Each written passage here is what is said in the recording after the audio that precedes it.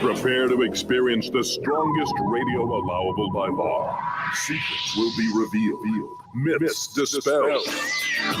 From the studio gym where excuses never apply, it's Superhuman Radio with your host, Carl Lenore.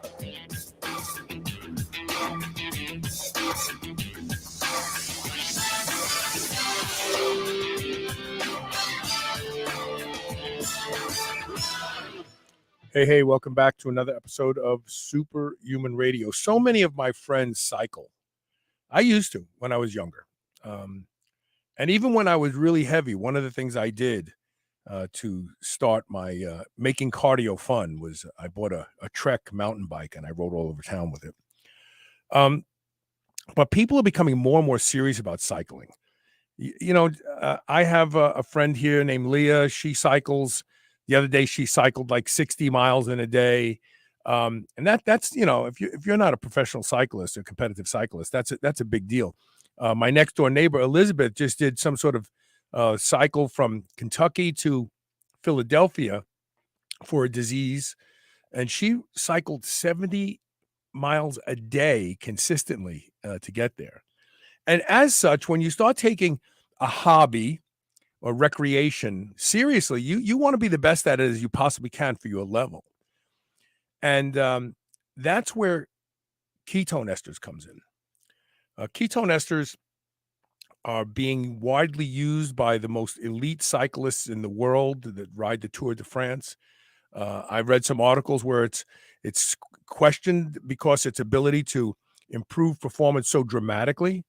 I want to know more about it, and we have our ketone ester expert with us today, Frank Llosa, to find out, do you have to be in ketosis for it to benefit you? What makes it work best and what to expect. After that, I'm going to talk about a study that was published in 2001 that I've spoken about over the years, but certain things bear repeating.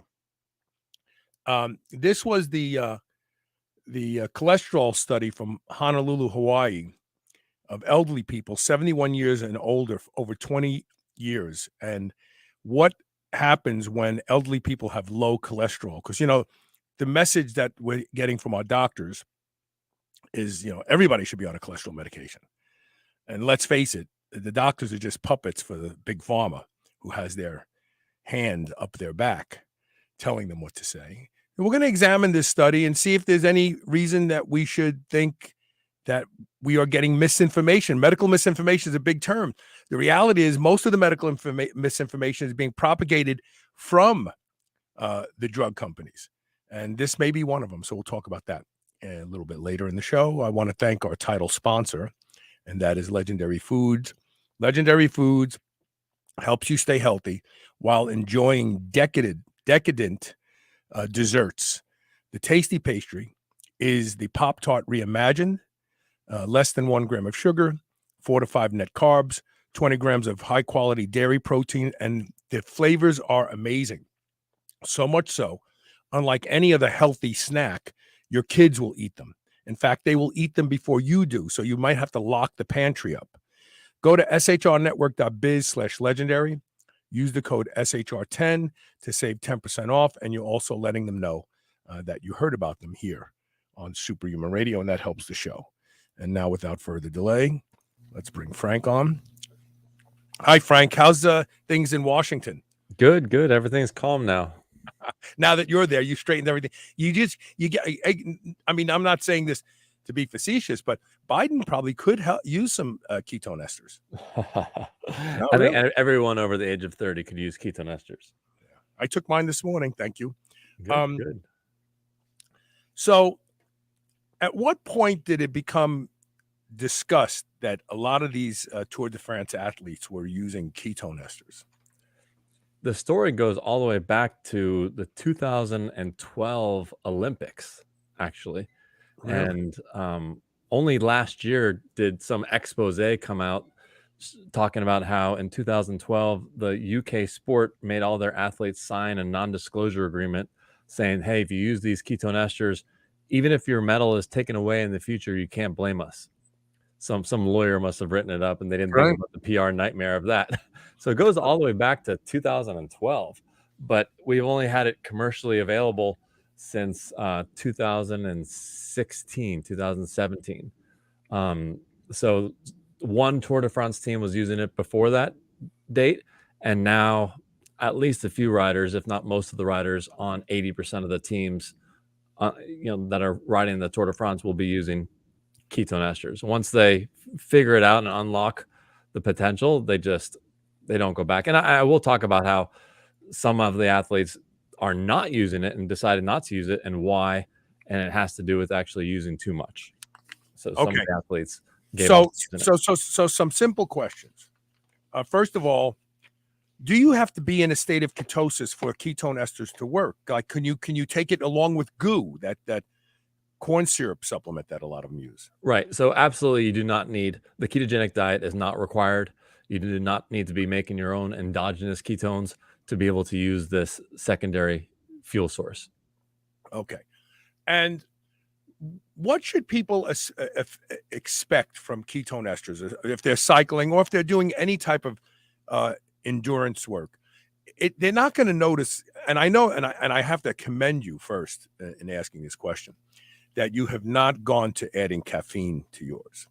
Yeah, And I'm anti-caffeine. Yeah. Yeah, no, believe me, caffeine's causing a lot of problems in this country, widespread. But with that being said, you chose not to do that, but that usually makes people go, oh, I feel it. What will people notice with caffeine-free ketone esters? Well, the easiest way to use it for sport, the no-brainer, is actually using it post-workout for recovery. Really? So that's when most of the Tour de France riders, that's where it can't make them mess up their ride if they're taking it after the ride. So the recovery is the number one, just no-brainer. I have no anxiety explaining to someone how to use it for recovery.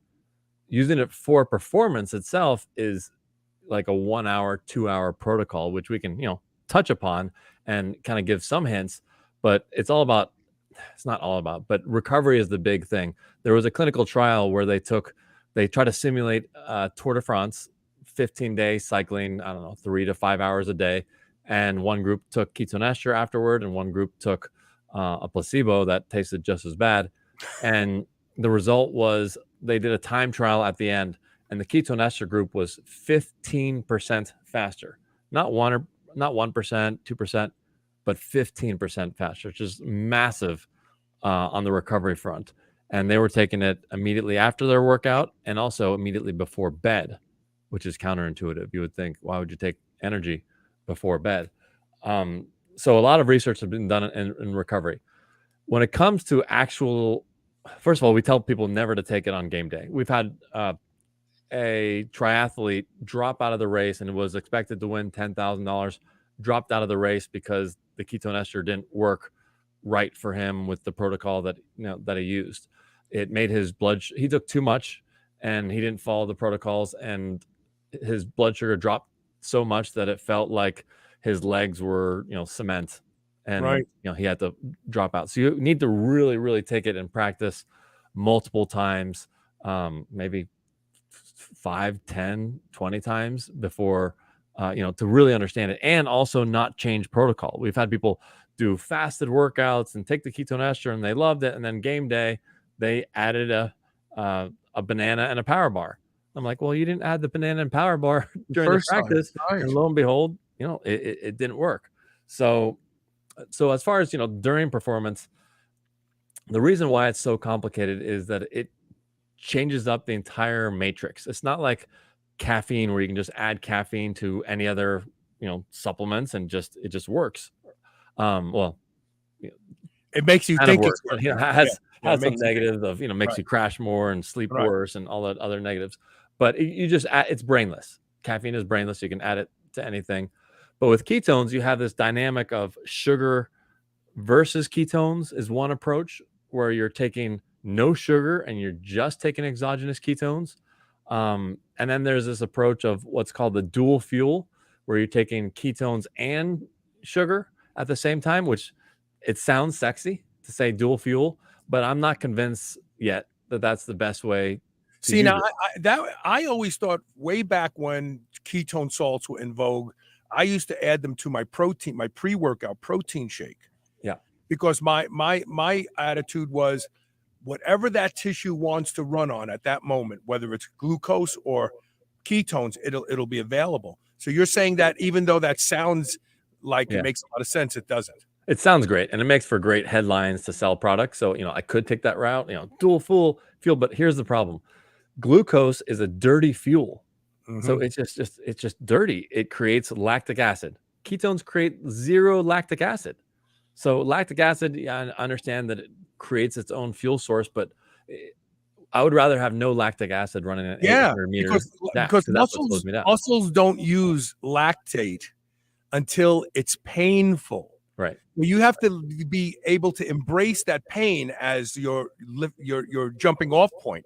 And most people, when they feel that pain, they don't work harder. You Yeah. know. Yeah. So it creates no lactic acid. Glucose, the inflammation that it causes. People don't look at the inflammation, just massively inflammatory. And ketones are the opposite. It lowers inflammation. So we're going to talk about, whether it works just for endurance races or whether it works for sprinters and baseball players. But we had this pitcher throw his fastest pitch the first time that he took ketone ester. He measured his speeds. Sure, it could be placebo, but who cares if it's placebo? The guy just PR'd in his fastest pitch. And he listed the 5 things that he felt, and one of them was flexibility. And I said, aha, that's it. He was 1 inch more like a rubber band. So the drinking the ketones lowers the inflammation, makes you less rigid, gave him an extra, let's say, inch stretch, and that's what led to the faster pitch. And what's happening is it's mimicking some of the benefits of the ketogenic diet. So when you're on a ketogenic diet, your body, every molecule of glucose is attached to a molecule of water. Not very scientific, but just to keep it simple. And when you get rid of the glucose or lower your glucose, water leaves the system. So that's less inflammation. So this pitcher just didn't realize it, but he was just more warmed up, more flexible, and was able to, throw a faster pitch. So everyone thinks that it's only for, 10-hour runs and stuff like that, but they're missing the opportunity. I think I was saying before, all the way that it would work all the way down to an 800-meter, even a 400-meter dash, because that's what I ran in college, 800 meters. And I'm actually starting to now get, I think we got 1 or 2 feedback of it working in sprints. So completely unexpected. There's a guy who just qualified for the U.S. bobsled team, just destroyed the entire field on the push, and he's using a lot of ketone ester. And he swears, and I got to get him on a podcast, that his fastest push was when he used a little bit of ketone ester beforehand. Now, what I think is happening is ketone ester is delivering the glucose when the ketone ester is at a low percentage. When the ketone ester gets too high, it actually limits glucose uptake. So he was able to find an exact amount. It's funny because ketone esters actually lower insulin, right? Dominic D'Agostino used that early on in some of his research. And in fact, he actually put himself into a diabetic coma, and normally they give you a blast of glucose in a saline bag, and he just took ketone esters, and his blood sugar was in the 40s, where you'd be rushed to the hospital. So it's an interesting dual effect. Perhaps in very low doses, it allows blood sugar to elevate slightly, kind of putting a richer fuel. I'm thinking, well, why would just a little bit work? Well, if a little bit works and it lowers insulin, that means the blood sugar is going to stay in the stream and maybe even be a little higher than normal. And maybe that helps support the use of the blood sugar, the extra blood sugar. No, Maybe for that sprinter, maybe. I don't know. And I'm not a doctor, not a scientist, so that is a little bit over my head, whether there's, an insulin spike, blood glucose going up, because normally the blood glucose goes down. But when I talked to a researcher to try to find out why, a couple examples came back where blood sugar went up, and he went into like a 1 or 2 hour explanation. It was just over my head. But with what we think is happening when people outside of sports, so back to the endurance, how can 15 calories, because so people take our drink that initially was designed to take the entire bottle, $30 bottle. People started taking 1 or 2 capfuls, like the cap became the measuring tool.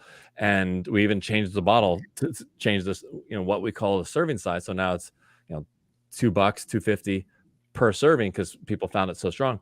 How can 12 calories do anything? Because mathematically it should be burned up. So then what we think is happening is twofold.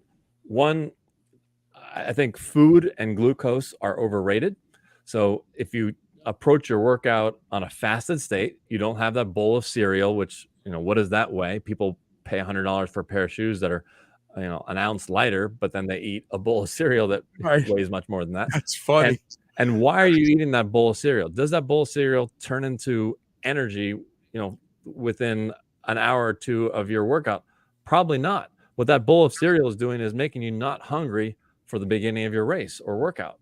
So if you can just remove that, that mental, thinking that you're hungry, that's a bonus. So not having that food, not having that, sugar, that inflammation. So removing the sugar, removing the inflammation, taking a tiny amount of ketone ester, I think what's happening is we might be triggering endogenous production.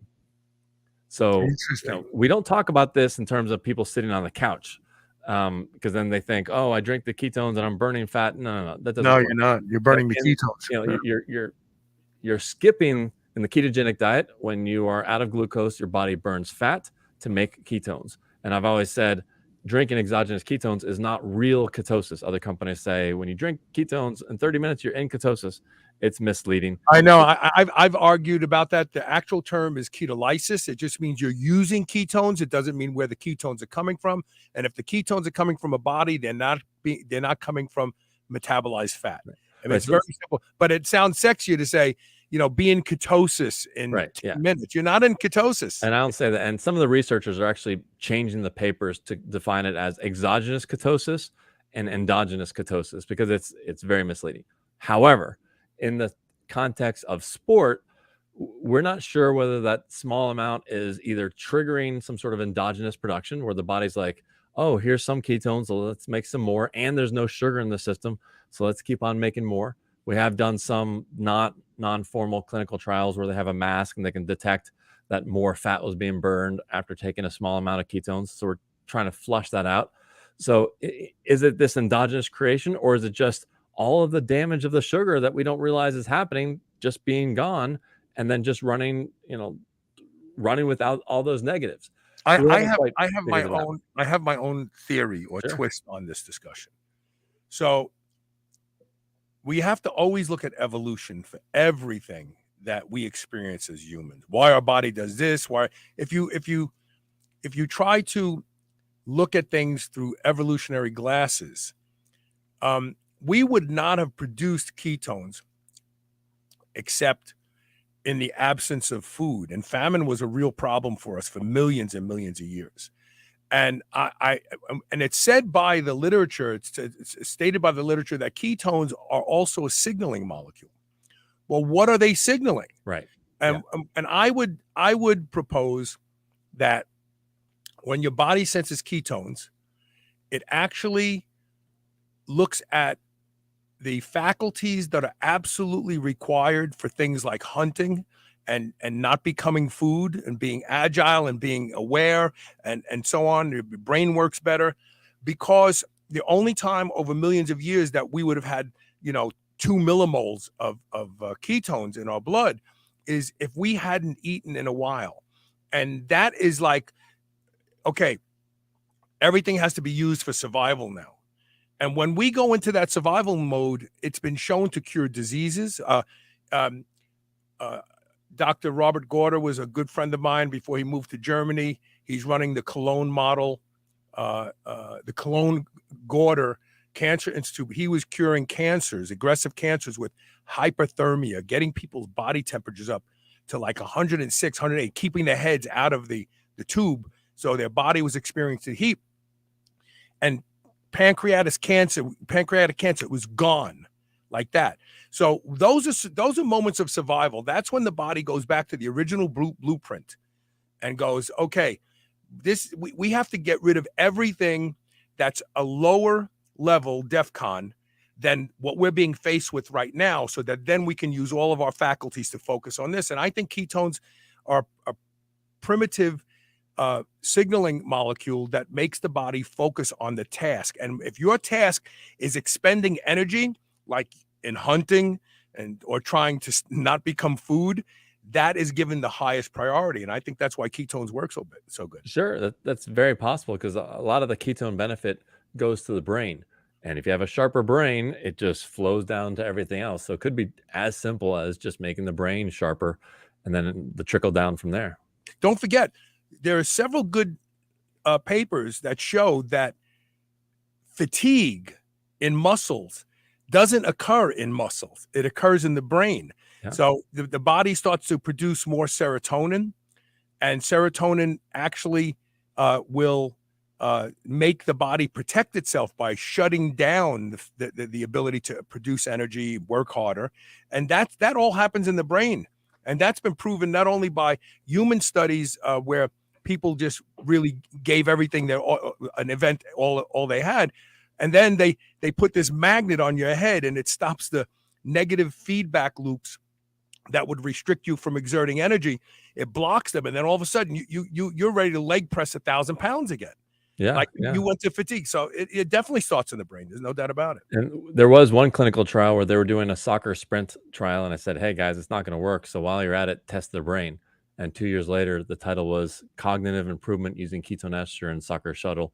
And what happened was they were as sharp at the end of their soccer sprint trial as they were at the beginning, where the glucose only group had double the amount of wrong answers. So this is a fourth quarter quarterback being as sharp as the first quarter. That's just that's huge. Yeah. And the funny thing is, those clinical trials were always using the dual fuel, ketones and glucose. And I said to them, imagine if that trial had been done on just ketones. Their answers would have actually improved. They would have actually gotten sharper, I think. Right. And for years, this researcher was, saying, no, they put all this money into it. They want to give the maximum and the more is better approach. And they just did a paper where it was ketone ester and glucose versus just ketone ester. And drum roll, who won?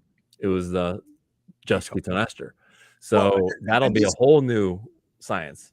I was going to ask you, what do you think the pathway to it benefiting recovery is? But I think I answered it in my evolutionary explanation, because if you're going to, like, you were out working all day and you didn't eat, because obviously there's ketones in your blood, and your body's going, wow, we got to repair this like really quick, because tomorrow's going to be a really critical day. We have to eat tomorrow.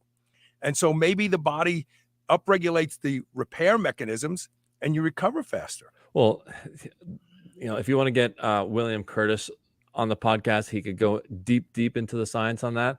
But that has to do with, the recovery, not like antioxidants, like having pomegranate juice. It's like having a trailer full of pomegranate juice. Right. Just going in and just repairing everything all the way down to the mitochondrial level. And speaking of mitochondria, one way to use it for sport actually is to take it for 1 or 2 weeks before the event. So maybe at game day, you don't change your protocol because it's too risky. I mean, it took you 3 years to figure out the size of the banana that you like before your marathon. You're not just going to switch it up with ketones. So maybe even stick with your protocol, but having, the exogenous ketones either before bed or every day leading up to it will build mitochondria, and that mitochondria will work for you for another few weeks. So you're actually just, building up that baseline. And one guy, he took it in practice, loved it. Race day, hated it. He said it felt hard, the perceived effort, but he had changed the protocol. He had added a banana and a power bar. And he said, oh, I can't run a marathon without, some food. I'm like, well, the Kenyans do. So and he did in practice. So, it is possible. So then the next few weeks, he just did it in practice. And then game day, he just wanted to go back. And he said, Frank, could it be possible that the ketones are still in me? I'm like, no, you're just massively recovered, like you're recovering for, the Olympics. And he said he just felt light on his feet. He had an 18-month PR, and it was just easy and effortless because of the massive recovery. But, back to game day and how to use it for sport, there's 3 main ways that it works best. 1, a fasted workout. If you're already doing fasted workouts, then great. Then it's a no-brainer. You can take anywhere from $2 worth to maybe $10 worth. The more fat adapted you are, sometimes you can take more and it does not trigger a blood glucose crash. So some people are able to take more. So it's anywhere from $2 worth to $10 worth, but most, are $2 to $5 worth. And in a fasted workout, you're going from having no fuel whatsoever, except for what your body can make, which is not enough, to actually having a fuel source that's compatible with that fasting system. So some keto people say, oh, I don't need to drink ketones because I make my own. Well, the glucose athlete next to you, makes his own glucose, but he drinks more too. Right. Like, it's the same thing. It's compatible with your system. Right. So Right. fasted workouts. The second is a hill workout.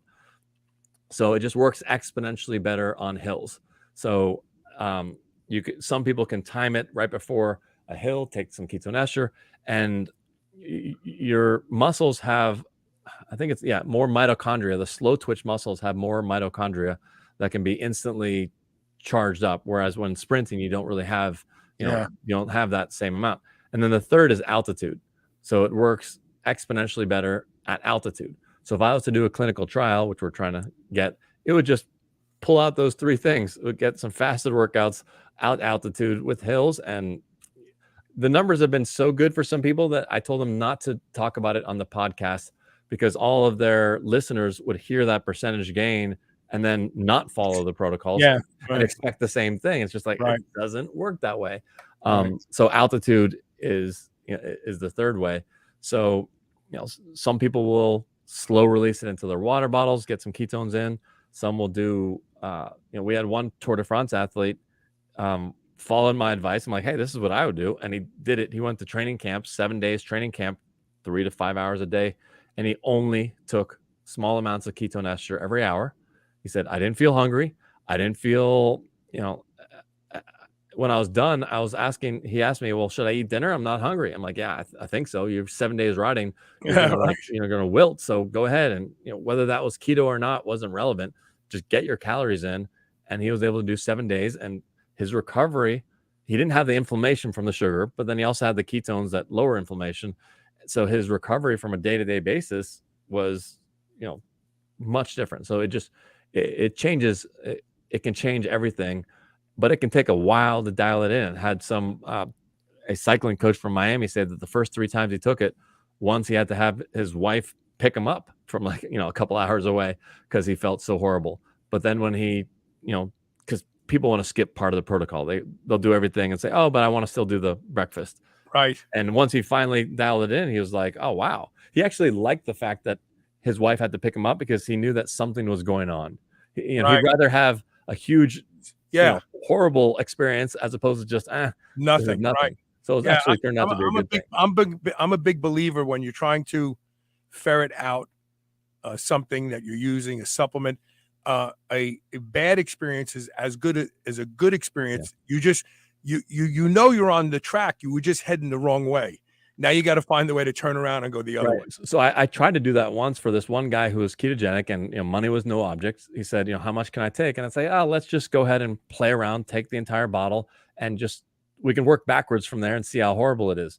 He calls me up and he's like, oh my God, Frank, that was the, whatever PRs, the most amazing, race of, not race, but practice that he's had in a long time. And what we found was, you asked whether you need to be ketogenic to use this. No, but we found that the window is much smaller of the amount that they can take. Let's say, $2 worth to $10 worth, maybe 12. They take too much, tanks their blood sugar and impairs performance. So then they have to spread it out, take it every couple hours, or even every hour, or even slow releasing it into the water bottle. But for him, something happened. Some dynamic was different. He was fat adapted. So maybe the system is able to receive and recognize these Well, ketones. I- So it and didn't matter that he took a huge amount. I was going to suggest that maybe people who are more metabolically flexible, Yeah, absolutely. if you can get into ketosis quickly, like I used to check my ketone levels all the time, and just a regular night of sleep with like 12 hours fasted, because I stopped eating at 6 p.m. I'm producing 1.2, 1.5 millimoles. Yeah, Like that's I get right in there. And so Yep. maybe the more metabolically flexible you are, the less sensitive you become to varying amounts in your bloodstream. Yeah, absolutely. So that, those clinical trials won't start for another 5 years. So Right. and that's what biohacking is trying to get ahead of, those clinical trials and figuring out what works for you. And the Tour de France athletes were using it secretly for, many, many years. And this one team that I'm wearing the hat of Quick Step, they were, using it just like the other teams for 3 or 4 years. And then finally I got them, we did a formal sponsorship. So they finally admitted it. They figured, hey, everyone knows that people, most of the teams are using ketone esters. So why not, come forward? And they're the number one ranked cycling team in the world. And they just destroyed at the Tour of Spain and just won the world championships. And they posted on Instagram, hey, this is our post race drink. And, Ketonate is right there. That's amazing. We're going to take a quick commercial break. I want to tell my listeners that if you go to shrnetwork.biz/ketoneaid, KETONEAID, and use the code SHR. I'm sorry to say this, but I'm not sure what the discount is. It's free shipping. Oh, yeah, that's even better because shipping is more expensive nowadays than anything else.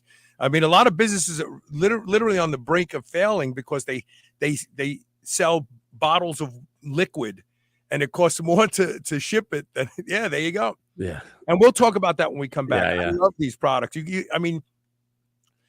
You've taken ketone supplementation to a completely different level because Elisa loves the champs. It's like a champagne knockoff. Yeah. I mean, it really does taste like champagne, and it's got just enough fizz where you feel it. I'll tell you what, good champagne like Cristal, okay, has very, very small bubbles. It's like tickles your tongue, but it's not that fizz like carbonated water. And the champs is fantastic. All right, we'll talk about that when we come back. Stay tuned. Stick with us.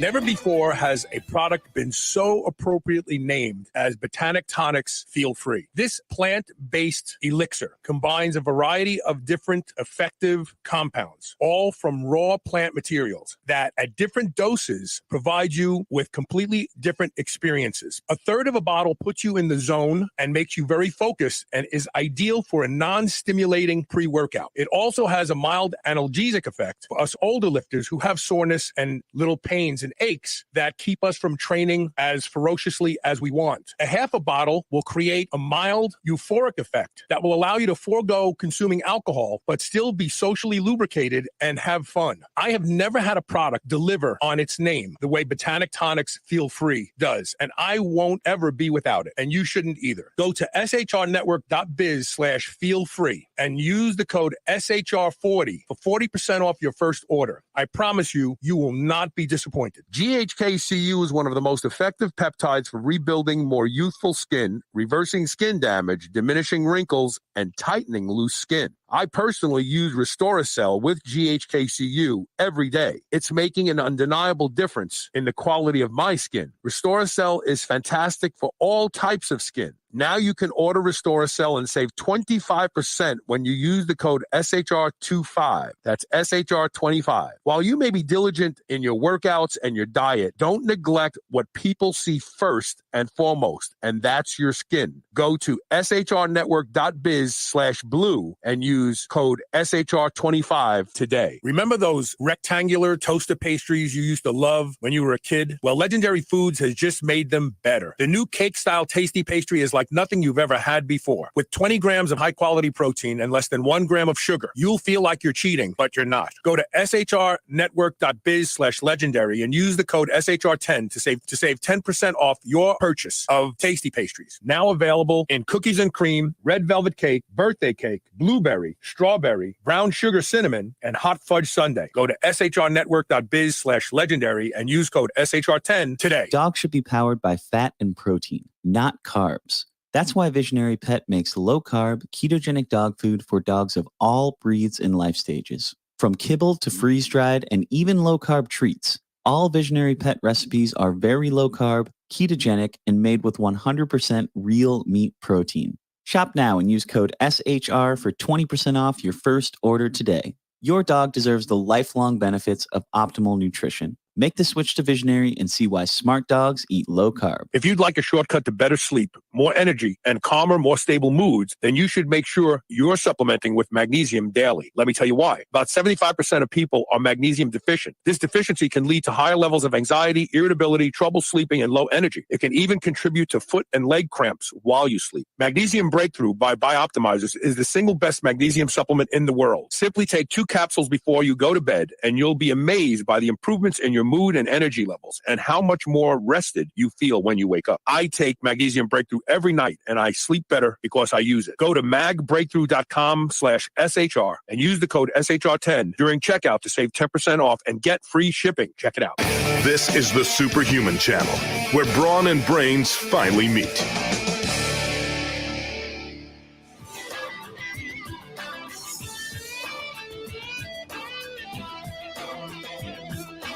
Welcome back.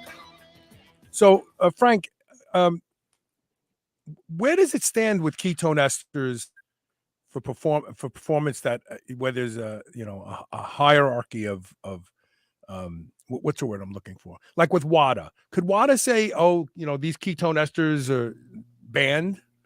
Well, so we test every batch for WADA ingredients and we post them online by request. So they can. So people think that WADA bans things that work for increasing performance, but that's not correct. They ban what they think is dangerous. So if red beet juice was discovered to make you go faster, they're not going to ban red beet juice, or even glucose is performance enhancing versus, no food. So, there's no reason for them to ban it. They have looked at it. They've made comment on it. However, there is one group of it's called I think it's an MPCC. It's a group of cyclists that are not on the elite highest level, but the next level down, where they do not allow ketone esters technically. Now, their reason for it is it's expensive, it doesn't work. So their reasons are just, well, if it doesn't work, ridiculous. they wouldn't care. What's the problem? Yeah. So, I'm trying to work with them to, but they have a secret weapon. I don't know if you know this, but that group has a secret weapon. What's that? It's sour grape juice. Nice. But no, I mean that's silly. But the funny thing is, those teams, most of those teams, still take ketone ester. So even though there's a consortium of, I don't know, if it might be 20 to 40 teams, if not more, at this second tier continental level, they still use ketone esters because they think that that's ridiculous. Even some people that are on the board of that association, their riders are asking me to buy it. So what are you gonna do? And we're going to talk about the recreational ketones in a second. What about people who say, well, I'll just take ketone salts? So sure, ketone salts were available. Dr. Veach, which is my connection to all of this, if I have the book laying around. Oh yeah, Ketones, the Fourth Fuel. This is a great book if you want to take a deep dive. Ketones, the Fourth Fuel by Travis Christofferson. And this guy right here is Dr. Richard Veach. That's how I got connected to all of this. He's my wife's godfather.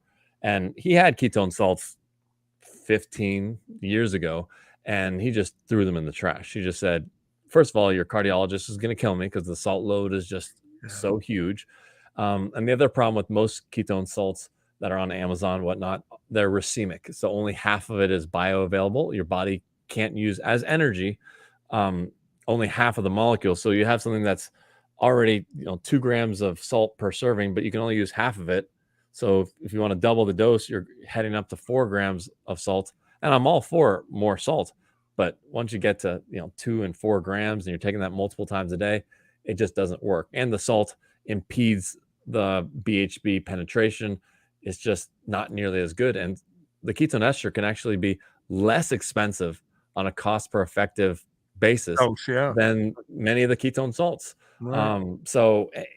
And it also does something different. So the ketone ester is beta hydroxybutyrate bound to a molecule called R13-butanediol, as opposed to ketone salts, which are beta hydroxybutyrate bound to a base, sodium, magnesium, calcium. Right. And the ester, drug companies will make things into an ester form in order to penetrate into the bloodstream more readily. So the ketone ester gets into the bloodstream differently as well than the ketone salts. And some people might say, oh, you can just take more ketone salts and get your blood millimolars to 1, 2 millimolars. No, in fact, that's because your body only has the ability to cleave so much off of sodium and off of magnesium, and then it just like lingers in your gut. It just doesn't work. You just can't take more of it to make up for it. And also, the ketone blood tests only test for D-beta hydroxybutyrate. They can't test for the ketone ester molecule itself. So what's in your system is 1 millimolar of D-beta hydroxybutyrate, but how much ketone ester is in there? And ketone ester might go to your brain unfeathered and reach the brain. And I had this one person who worked for a multi-level marketing company that sells ketone salts. Yeah. They always add caffeine, by the way. And she drank our drink and she said, oh my God, I haven't felt ketones hit my brain ever like this. It was just the first time that she had tried esters, and she had tried endless quantities of the ketone salts. So it's just different. Yeah. And the other thing is, well, regardless, you make a blend that I use the blend, the one that has both ketone esters and ketone salts. Why do that? Well, I think we're going to phase that out, but the main reason for that was taste, all about the taste. So what we did with so our KE4 is our main one, and that's 50% ketone ester. That's our strongest one. It tastes like a cross between shot of vodka, vinegar, burnt tire. Just tastes horrible. Right. People say that they get used to it, and they say, "No, Frank, but I like it." I'm like, okay, but if people expect orange juice and they take a sip of this, they're knocked out. But you get used to it. You can flavor mask it with some water. So then we made KE1 with the focus on, and it tastes peachy. It does. Yeah, it tastes good. And if you add KE1 has 6 times more water, you add it to water, it actually tastes like a peach was literally just squeezed into water, full sugar taste, even though there's 0 sugar. Right. It tastes great. So what we did there was we lowered the ketone ester, and then we added the 20% ketone salt and then 20% free acid, where we remove the salt and just have the beta hydroxybutyric acid, which has like a sour off note. Ketone salt is salty. And by lowering the ketone ester in half, that makes it taste better because there's less ketone ester. But then the sour and the salt actually counteracts even more the ketone ester, just making it, barely noticeable. So it was all about taste. Eventually, the ketone ester portion, we make it 60% because it's still stronger on a per gram basis than the other two. Mm-hmm. And we put in a little bit more per serving than our KE4 ketone ester. But the free acid and the salt just aren't as strong. And I was talking about the ketone salt having this limitation of the salt content. But if you have it only being 20% of a recipe, then that 2 to 4 grams of salt drops back down to 200 milligrams, 400 milligrams. Right. No big deal. I think we will eventually, within a year, because we've been learning more and more about flavor masking, slowly, get away from and just make it just the ketone ester. And what we launched last month is the Ketone Water, which is just ketone ester. We just focused on that. And we took basically 20% more than a regular serving of the KE4 and put it into a 12-ounce drink. Mm-hmm. And the idea was to make it taste just like a sparkling water. We call it functional sparkling water. And, does it taste as good as the regular sparkling waters? I think if you had 10 on the table from, your local grocery store, ours would taste better than maybe one or two. Mhm. Yeah, that's not the worst. That's kind of the goal. It's not going to be the absolute best because it's got ketones in it, but it's very barely noticeable and just enjoyable. You just want to continue it. And that one's more fun because it has no protocols. The KE4 and KE1 is like, well, you can take a little bit right before and then right before the hill, and then or you can take it just after the workout, because people ask for weight loss. Should I take it before or after? Say, well, you take it before, you're burning the ketones. You take it after, you're stopping yourself from eating a smoothie. Which Right. one is better? Right. But the ketone water, no protocol. When do you drink sparkling water? You can drink this. So this is still a performance-based ketone. Now let's talk about the recreational. I don't really. Yeah, that one will help cognition, suppress appetite, but I wouldn't use the ketone water before a race because you don't want to be chugging a carbonated water. Yeah, that's a lot of gas. But then you have another category of ketone esters, and that's the one that kind of gives you a buzz. Well, it's not a ketone ester, so we have to make sure that the definition is really important. It's not a ketone ester. It's one of the starting materials for the ketone ester. So we talked about D-beta hydroxybutyrate bound to R13-butanediol. And what happens when it enters into the bloodstream, it separates apart and you have a fast release, the beta hydroxybutyrate, directly into your blood. And then you have R13-butanediol, which goes through the liver and creates ketones, creates beta hydroxybutyrate. And I asked, 70-80% of it creates ketones, as opposed to C8 MCT oil, where only 15% converts into ketones. So it's a big difference. People also ask, why can't you just take more C8 and get your ketones up to 1 millimolar? It just doesn't work. And that's a whole, separate podcast. Doesn't work as well. So I asked a scientist 5 years ago, why not just drink more, R13-butanediol, maybe 20% more to make up for that loss? And his answer was epic. He said, the mice were stumbling. They were drunk. The mice were drunk. So, they threw that out for humans. And I was like, I think someone, take that out of the trash can. I think some humans might like that. So That's when we came out with, I wanted to do it for 4 or 5 years, but we were sold out of the ketone ester and constantly we manufacture it in the US. We don't just ship it in from China like other companies. They say made in the US, but they literally take the bag out of a Chinese box and then put it into an American box, and they can say made in the USA. It's a big scam. So we manufacture it ourselves. So I've been wanting to do this for 4 or 5 years, but we couldn't because we were sold out of the ester. So then I finally launched the R13. This one is the seltzer, but we also have a gin and tonic. Yeah. With no gin, no sugar, and then a mule. And yeah, it has 12.5 grams of active ketones in this, whereas in the ketone water, we only put in 3 grams. So is one 4 times stronger than the other? No, it's just different. The metabolites become something different. That's really well. They both were, the R13 still converts 70-80% to D-beta hydroxybutyrate, but the feeling is just different. People feel more relaxed. They feel like they ate a Xanax, a little bit of a buzz. It's just different. People sometimes slur their words. I wouldn't want to take the R13 before a podcast, but I would slam a bunch of ketone ester. So it's just a different molecule, different quantity. You mean, I love you, man. when people get drunk, they start saying that. But, it's really, we try to stay away from alcohol during the week. We will drink on the weekends. That's my trade-off.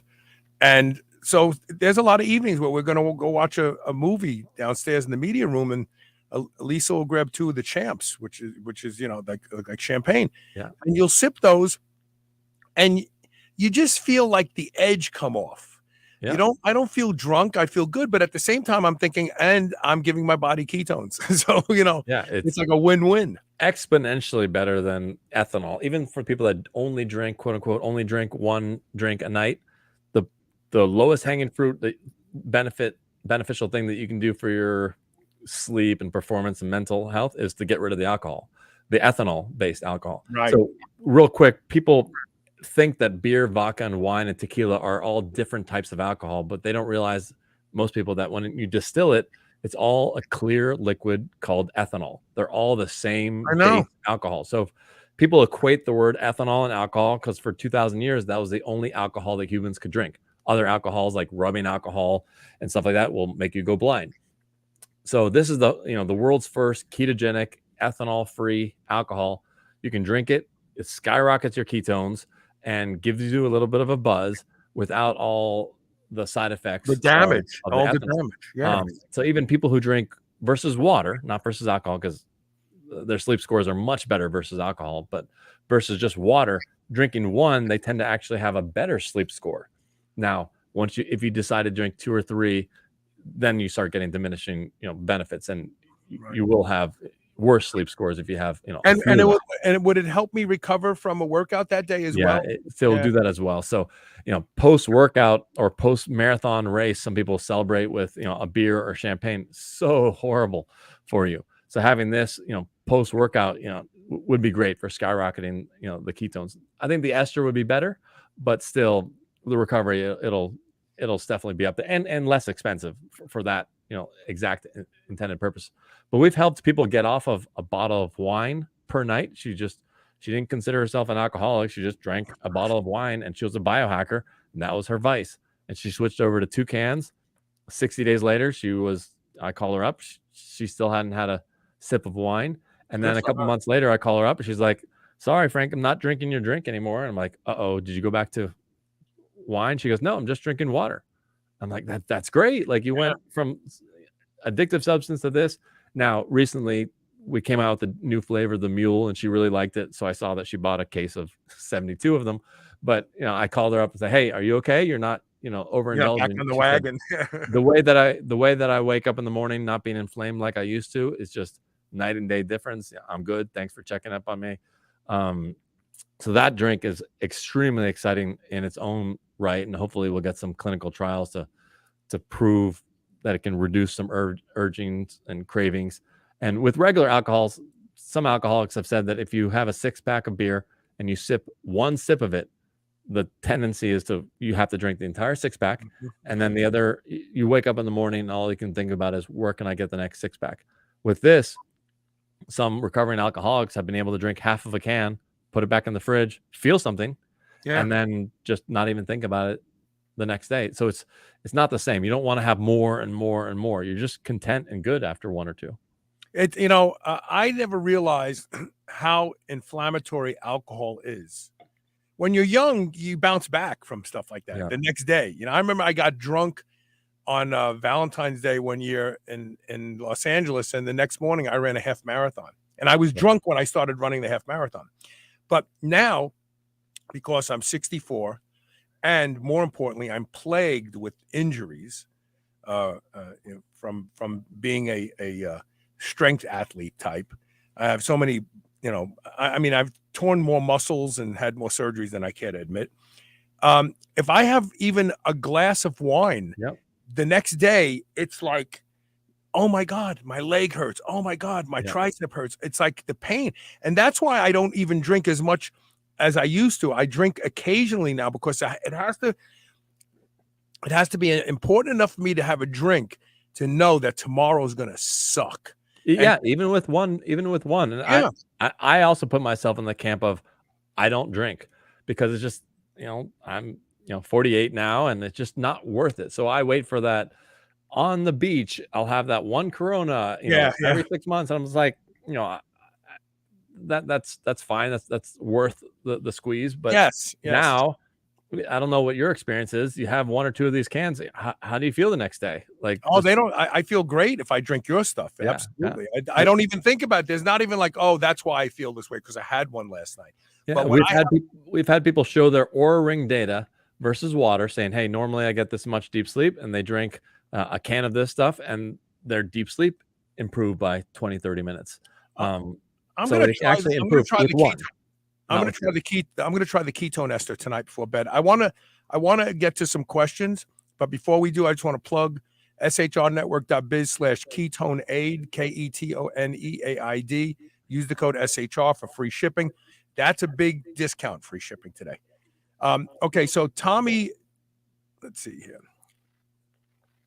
So Tommy D says, what's your opinion of MCTs? So MCT is liquid coconut oil. Coconut oil is defined by the number C. Let's not talk about C6, but C8, C10, C6, all the way up to C16. The higher the number, the more of a solid the coconut oil is, and the lower the number, the more liquid it is and less tasted it is. And the lowest one, the C8, is known for 15% of it turning into ketones. I'm not a fan of that. I kind of consider it half of an exogenous ketone. So some people say, "Oh, I don't take exogenous ketones," but then they take C8 oil. It's like, well, you put C8 on your sushi with rice, and sure, your ketones go up, but again, you're not in endogenous ketosis. It's the same exogenous type ketosis. Right. I prefer just liquid coconut oil because you can just take more of it. The C8, you can only take a tiny amount.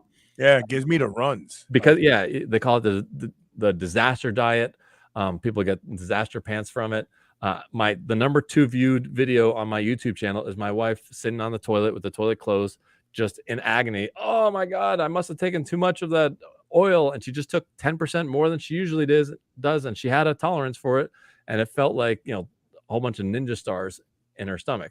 So GI issues, but even apart from the GI issues, even if you get the system, your system ready to take 1 or 2, 3 tablespoons so you can get your ketones high, it just doesn't do the same thing as the ketone ester. So you can get them up to 1 millimolar. You can get the ketone ester up to 1 millimolar, but it just doesn't do the same thing. And it has you can't go beyond that. You can't take it any further than that unless you have to stay home just in case. Well, some people, Mercola got on a kick where he was able to take 4, 5, 6 tablespoons of it. So he got his tolerance up. But Dr. Veach talked about this, and one day I'll publish the video of him talking about it. And it has to do with, he says, why the MCT oil will never work. And it has to do with these NAD/NADPH ratios. So your ketone numbers might be there, but it's all about this ratio. And one explanation is if you're on an elevator and you're jumping up, but the elevator is on the ground, you're only going a certain height. If the elevator goes up and you're jumping, if your baseline is going up, you're not jumping any higher. Right. And what ketone esters does is keeps the elevator at the floor and allows you to jump much higher. So it's that ratio that matters. And the MCT oil will be cheaper and, raise your blood ketones some, but it messes up the ratios, and that's where the performance gain really is. So I stick with, and the other thing about the C8 is half of it can be considered towards your diet. If you're on a ketogenic diet, you're on a high fat diet, it's 100% fat. So the macros count towards a ketogenic diet. I'd recommend Carrington Farms liquid coconut oil. That's much less expensive, doesn't give you the GI issues, and you can take 10 times more of it and just including that into all of your meals and just getting more oil. Now, I will say, don't mix ketone ester and C8. I actually put that on the box saying friends don't let friends mix the two.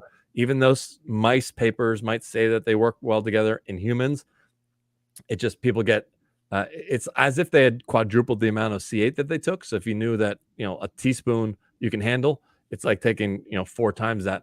Something happens, whether one's blocking the pathway or the other, I don't know. But it just, if you've had C8 within a couple hours of ketone ester, people do report GI issues. And it's the C8 because people don't get GI issues with the ester alone. But people get GI issues from ketone salts. That's another one that you got to go slow with, because I actually thought I was going to have to take Elisa to the emergency room, because it was the company that specializes in ketone, the MLM ketone company.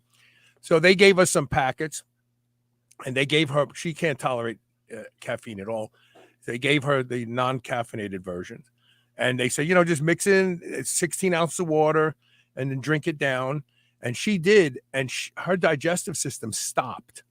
Like she couldn't. Her stomach was full of water for like 2 hours, and she was getting so uncomfortable. It was starting to hurt her. It wasn't until she vomited, and she vomited all the ketone salts right back up. They just stayed in her stomach for 2 hours. She was worried. She says, "I think something's wrong with me. I think I have to go to the hospital." And it was the ketone esters. They just really ketone salts, not esters. Ketone salts. Sorry. All right. So a cola quench commented this earlier when we were talking about one of the drinks. She says, or he says, I love the taste. Reminds me of a fine cheese.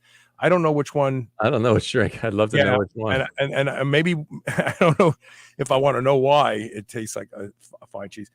Also, a question if time is available. I've heard that endogenous ketone production produces and acetoacetate, the other ketone. Then down here, they corrected it and said they misspelled it. Oh, I see what. Which functions to detox the methylglycol. I don't know how to pronounce that. Yeah. Production. Blah blah blah. What do you think? So exogenous BHB, beta hydroxybutyrate, does go through the Krebs cycle, so it actually does make acetoacetate. So, and acetone. We actually a lot of people misunderstand ketone esters because they see the blood charts where they skyrocket at 45 minutes is the peak, and then they go back down and they think, oh, it only works for a small period of time. They're missing the fundamental concept that ketones don't do anything in your bloodstream. It's when it leaves your blood that it starts to work. So they had some PET scans where they were able to see ketones in the brain, and they stayed up much, much longer. So it's when it leaves the blood system. But we were able to test acetone on a breath meter, and for the next 3 or 4 hours, they were still going up. So that something's going on. But yeah, it goes through the Krebs cycle, and it will make acetoacetate. And it is important having the right ratio of BHB and acetoacetate. And the ketone ester mimics that pretty closely to the ketogenic diet. And Tommy D says he's going to get some R13 or R13 to try it, to get off the booze. It's a good idea. It works. We love it at home. And it helps people also with withdrawal symptoms that, now someone said to me, you know what else helps withdrawal symptoms? Alcohol. Well, yes. So it's kind of like fighting fire with fire, but just exponentially healthier. And if someone says, hey, I've been off of alcohol for 5 years, should I have it? I said, if you have no cravings for it and you don't have any other, vices, don't start. Like, you're fine. Just maybe take the ketone water instead. But if you have those cravings and you think you might go back to that other stuff, much, much better replacement. shrnetwork.biz/ketone aid, KETONEAID. Use the code SHR for free shipping. Free shipping, that's huge because a lot of times the shipping is as much as the product. So that's a big deal. In our pipeline, just to give you a sneak peek, we are coming out with this. We sold out of our first batch, within a month. So we're making a bigger batch, and the first one was a black cherry flavor. We're now going to be making an orange vanilla, and then we're going to be making a beer. So the R13 in a beer form. I think that'll be our 10x home run. We'll lose a lot of money on that for a while because of what it costs to make the beer, take the ethanol out. I know. Back in. My friend Al owns the largest dispensary and grow business in Nevada. Okay. And they came out about 5 years ago with a product called Root. And they had to do that. They had to buy a brewery in California. The brewery makes the beer, but somehow they extract the alcohol because you can't have alcohol and THC in the same can. Right. So they have to remove the alcohol and then infuse so I know it's like a really huge project, but it's becoming, there's more and more products that they want to deliver their magic ingredient in a beer. And that's what you got to do. You got to make beer. Yeah. So maybe I'll have to take a look at that and see what they did, get some learning from there. I'd be happy to put you in touch with them. Yeah. Ultimately we have, the other drink we didn't really talk about, which is our snake water, which has like 15 ingredients, nootropics, no caffeine. Again, caffeine and ketones will get multiplied. Ketones will multiply the caffeine effect. So that's why the ketone salts put caffeine in there, because it says only 80 milligrams, but it feels like 160, 240. But it's not a buy one, get one free thing. It's you go up 3x, but then you're going to crash 3x from it. It's like drinking 3 cups of coffee. I never knew that. That's fascinating. Yeah. So that's why they put it in there, because they want people to quote unquote feel it. So I say to people that want to try the ketone salts, great, but get the caffeine free version, because that's, otherwise you're mixing benefits. But the snake water has all the different nootropics like dynamine and T-creen, which is similar to caffeine, but without the stimulant effect, so the mental clarity, and putting that into a 12-ounce can. So having a 12-ounce can energy drink that has no caffeine with just ketones and no sugar, that'll be really fun as well. Great seeing you again, Frank. It's always great to have you on the show. Thank you for having me. We'll talk again soon, okay? All right. I want everybody to stay with me because when we come back, I'm going to discuss this study that shows that trying to artificially lower cholesterol may actually lead to early death. That's exactly what this study shows. And then also, I am doing my own crowdfunding. As you know, that I'm launching Gun Leash in December. And instead of going to Kickstarter and all that sort of stuff, I thought I would put it out to my audience. If you have an interest in investing, we have one of the greatest opportunities ever. I'm not kidding. I'm working with 2 Silicon Valley bigwigs on this project, and this is going to be as exciting as Apple. I mean, getting it on the ground floor. So we'll talk more about that when we come back. Stay with me. I'll be right back, and we'll continue the show.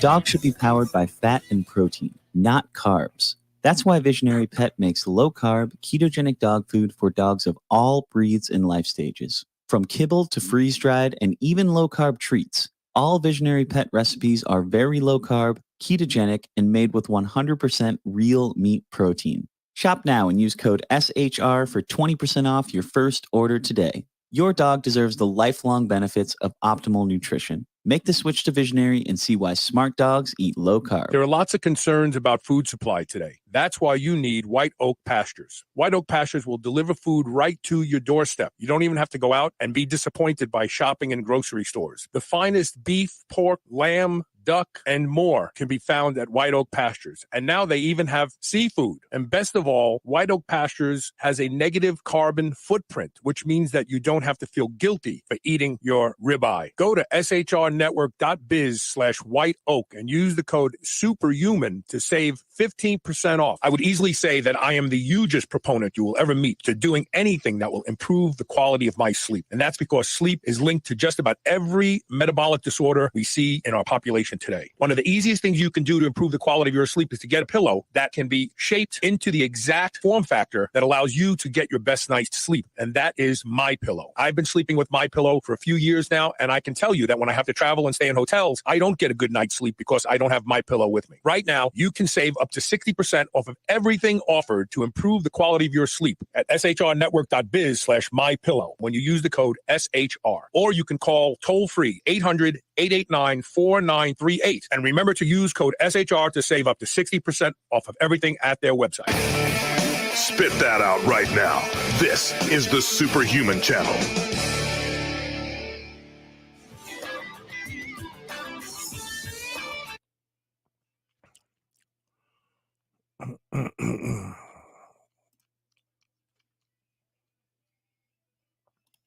Uh-oh.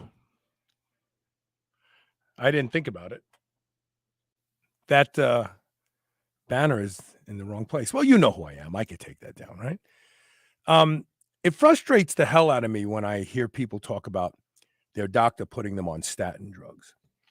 First of all, if you subscribe to the cholesterol theory, you can just take niacin. You can go to any grocery store and buy a 500 milligram of time-release niacin for about $6 to $8 for probably 120, and just take one a day. Every statin drug is compared to niacin because niacin is the gold standard for adjusting cholesterol levels. Niacin is a B vitamin. It reduces LDL and raises HDL. No drug does that. Only natural B vitamin niacin. So if you're saying to me, Carl, my doctor told me I need my cholesterol medicine, I'm gonna die, then get them to let you take niacin instead. You may have to take one 500 milligram time release niacin a day. You may have to take 2 with meals, but it will work better because when you go back, your LDL will be really low and your HDL will be really high, and your doctor will go, how'd you do that? But with that being said, we have to go back to a doctor named Ansel Keys. So Ansel Keys, he came up with the cholesterol theory of atherosclerosis. But I think you'll see the error in his ways when you look at the model that he used. He took purified cholesterol and he fed it to rabbits. Now, keep in mind, rabbits are herbivores, obligate herbivores. They eat no animal anything. Even if they find a freshly killed, bird carcass, they don't eat it. So their body has no ability to manage cholesterol. Only species that eat animals, whether they're obligate carnivores or omnivores, manage cholesterol in their liver. So with that being said, he gave the little rabbits, happy little rabbits. Excuse me, I had a burp, but I didn't want to do it in your ear. Gave them cholesterol, like a lot of cholesterol. And then they sacrificed them and they cut them open and they looked at their arteries near their heart and they saw this buildup, and they said, oh, this is plaque. We just created, excuse me, atherosclerosis. And then they said, this is how humans get atherosclerosis. But it's not. It's the way rabbits get it. Humans don't get it that way. Okay, so let's not argue about that. So that's the theory that started. And then every pharmaceutical company came up with drugs to lower cholesterol levels. But get a load of this.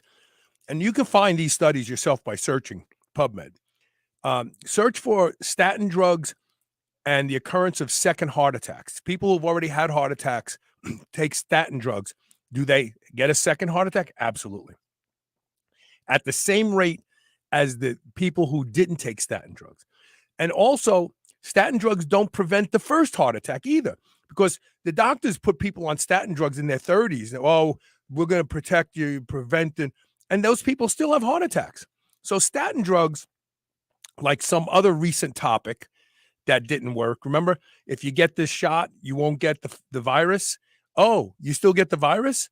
So statin drugs are a complete failure. And then about 10 years ago, pharmaceutical companies started to repurpose. Well, statin drugs lower inflammation. Maybe we can use it as an anti-inflammatory. But then the FDA, thank God, didn't let them do it. But that's where they were going. Statin drugs lead to dementia, sarcopenia. Sorry.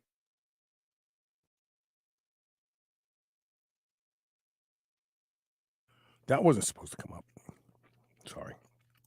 I'm falling apart. I have a cough coming on. I can't get it to go away. So, I know what I'll do. I'll put a piece of chewing gum in my mouth. So,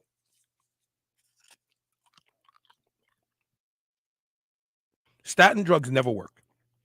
And they shouldn't work because the whole theory of cholesterol leading to atherosclerosis is bullshit. But nobody's ever taken the time to discredit it. Well, the University of Hawaii in Honolulu did. What they did was they funded a study that was 20 years long. It was called the Cholesterol and All-Cause Mortality in Elderly People from Honolulu Heart Program. This is the heart program. It was 20 years long. And they had people from 71 to 93. They followed them for 20 years. So this is a very old population, probably the most likely to have a heart attack. And they weren't on statin drugs, any of them. But what happens is a lot of elderly people, their cholesterol levels go down because they self-select diets that are easy to digest. They eat less protein, fat-acquainted protein like meats, and their cholesterol levels go down. So what they did was they didn't just look at heart attacks. They looked at all death, regardless of, not accidents, but all-cause mortality, whatever it happened to be, kidney failure, whatever. They looked at everything. And what they suggested was, we'll follow them for 20 years, and we'll check them 4 times over that period of time, and we'll see what their cholesterol levels were at the beginning, and then the next visit, the next visit, the next visit. And then it ended at 20 years. What they found was only those who had the lowest cholesterol at each exam visit died during the 20-year study. And in fact, those who had the highest cholesterol levels seemed to have the highest rate of longevity. So they came away and they made a summary. They said the summary was that advice to maintain artificially low cholesterol below 4.65 millimoles per liter seems not to be advisable in elderly people. Now, think about this. Their doctors are shooting for artificially low cholesterol levels. Shooting for them causes type 2 diabetes, leads to rapid dementia, leads to rapid muscle loss. I mean, it's a bad idea, but trying to get them into that zone that they want to say, well, everybody's cholesterol should be down here, is actually a dangerous goal because it could end your life earlier. Now, obviously, nobody ever tried to reproduce this study. Why? Because the medical orthodoxy doesn't want to know. They don't want to know that this is true, because what would happen to this billions and billions of dollars made on statin drugs today? Doctors' visits, the medications, the follow-ups for years, and don't forget the new diseases that come from you being on those drugs for years. They don't want to know. So everybody ignores this study. But again, I come full circle to what I said earlier. If you are worried about your cholesterol levels, take niacin, simple niacin. The time-release niacin, it's like time-release melatonin. It breaks down slowly in your body, so you don't get that niacin rush. And by the way, niacin, the salt, the potassium salt of niacin is called flush-free niacin. That's because niacin gives you itchy skin if you take it in like 100 milligrams in one shot. So obviously 500 milligrams would make you feel like you're on fire. But if it breaks down slowly and you take it with a meal, you don't get that flush at all. So that's the way to lower cholesterol. It's a B vitamin, niacin. It's cheap. It's not a pharmaceutical drug. It doesn't screw with your liver like these other drugs that they want to put you on. That is it. That's what you should do if you want to lower your cholesterol levels. But it's ill-advised to lower cholesterol. Focus on lowering inflammation, because the inflammation is what causes arteriosclerosis. The intima, the lining of the artery, gets inflamed, and all sorts of shit starts sticking to it. And cholesterol and calcium and all other things, they become like plaster. They stick to the wall of the artery. And that's what plaque is. And it can happen with low cholesterol and high cholesterol. That's the odd thing. That's what they don't tell you. People who are going to get heart attacks, if their cholesterol is low, they're going to get a heart attack. They're going to get plaque. It's from inflammation. So don't fall for the statin drug bullshit. If you're on it, talk to your doctor.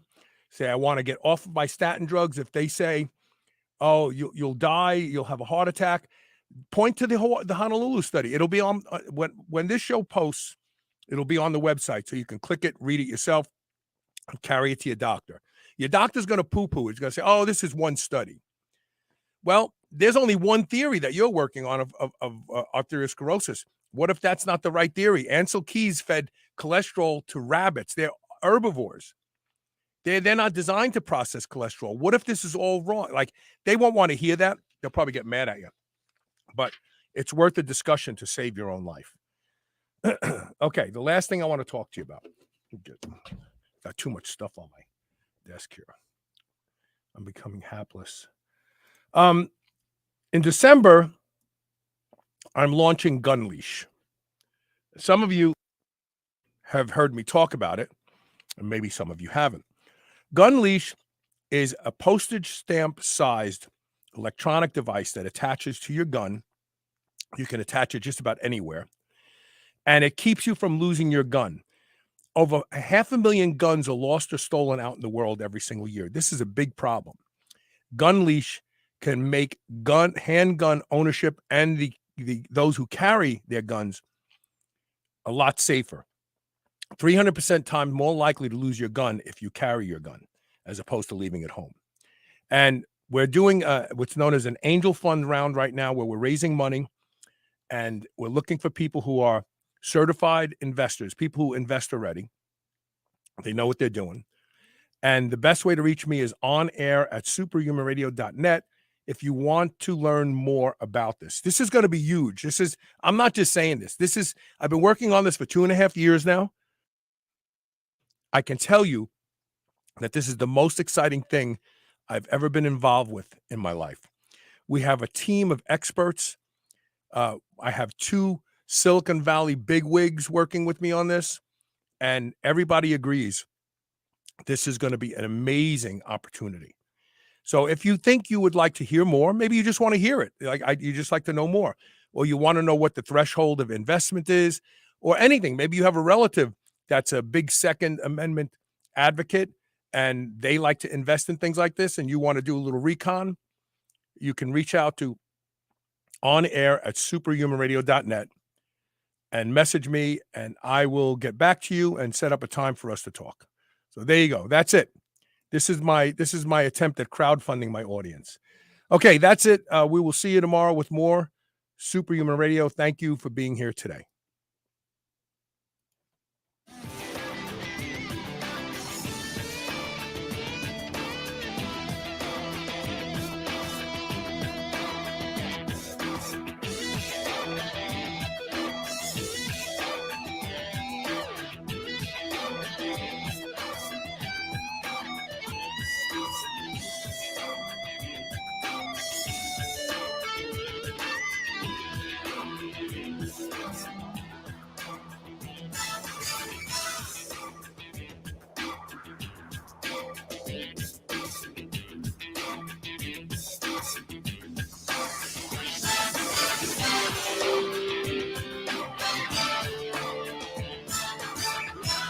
This is the Superhuman Channel, where